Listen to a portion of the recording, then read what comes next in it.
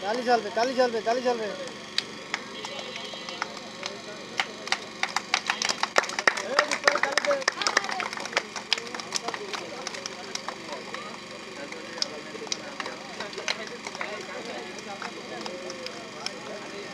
এই যে দেখেন বাজান বডিটা ঢুকে গেছে না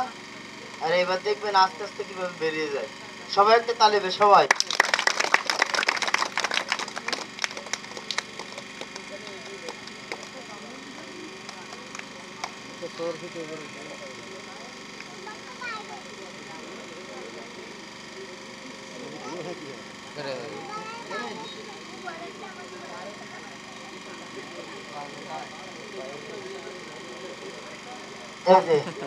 দেখুন বলেছিলাম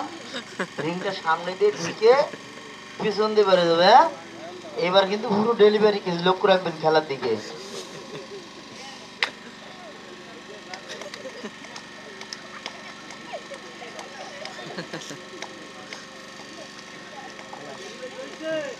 এই যে দেখেন রিংটা বাজান বেরিয়ে গেছে হ্যাঁ